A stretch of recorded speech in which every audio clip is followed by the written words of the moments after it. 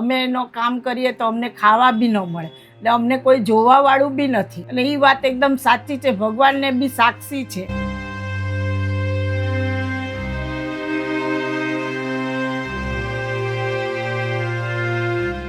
તો પછી તમારે કોઈ સગું સંબંધી નથી બેન? સગા સંબંધી છે, રોજ માંગવાનું શરમ લાગે કે આપણને એમ થાય રોજ આપણી આ તકલીફ છે ને રોજ એ લોકોને જઈને શું કહેવાનું. આપણને એની પાસે માંગતા, એ લોકો તો છે જ સારા, પણ આપણને માંગતા શરમ લાગે કે આપણું આ રોજનું છે, એટલે આપણે કેમ માંગવું એની પાસે. તો પછી ઘર પરિવારમાં કોણ કોણ રહ્યો છે? હું ને મારી બા, ભાઈ નથી, છોકરા નથી, કોઈ નથી. ને હું કામે જાઉં, એમાં ગુજરાન ચાલે. ક્યારેક ક્યારેક અમે હું ને મારી બા ચલાવી લઈએ, એટલે ખાધા પીધા વિનાના દિવસો? ક્યારેક કાઢી નાખીએ દિવસ.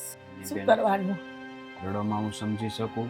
તો પછી તમે શું કામ કરવા જાવ બેન? હું રોટલી કરવા જાઉં. તો પછી એમાં કેટલું કમાઈ લે? એમાં રોજ ભરી એના પર હોય 8,000 કે એવું થઈ જાય. મારી બાના 76 વર્ષ છે, મારા 50 વર્ષ થઈ ગયા. હું રોટલી કરવા જાઉં, ક્યારેક ચાલે ક્યારેક નો ચાલે, મારાથી થતું નથી. હવે મારે કેમ કરવાનું? તમે કયો એમ કરવાનું. ક્યારેક ખાવાનું હોય, ક્યારેક ન હોય, એવું અમને તકલીફ તો પડે જ, પણ અમે ચલાવી લઈએ. શું કરવાનું?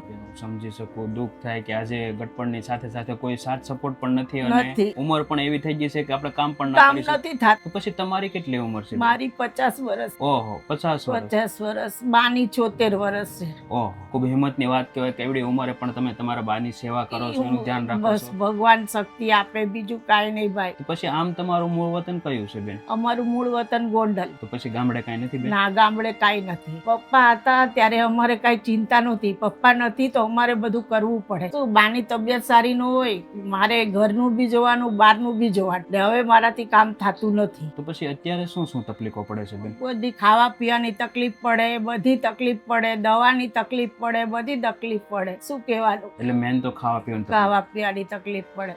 એની બેન, રડોમાંથી જે પણ મદદ થાય ને એટલી મદદ કરવાની કોશિશ કરો. થેન્ક યુ ભાઈ.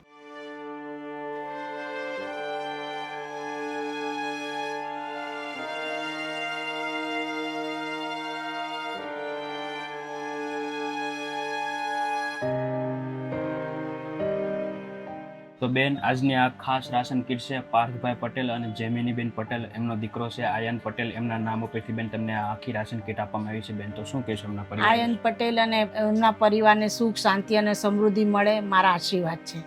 ચોક્કસ ચોક્કસ. અને ખાસ થેન્ક યુ સો મચ પાર્થભાઈ પટેલ અને જેમિનીબેન પટેલ કે આજે તમે તમારા દીકરાના નામ ઉપર આટલી કે તમે સહાય કરી છે, તો ભગવાન તમને સુખ, શાંતિ અને સમૃદ્ધિ આપે. ચોક્કસ ચોક્કસ. તો બસ પાર્થભાઈ, થેન્ક યુ સો મચ ભાઈ. અને બસ આવીને આવી રીતે જે નિરાધાર નિસહાય પરિવારો છે એમની તમે હર હંમેશ મદદ કરતા રહેવી પ્રાર્થના. તો બસ પ્રેમ સપોર્ટ આપતા રહેજો અને રીલને વધુ શેર કરજો.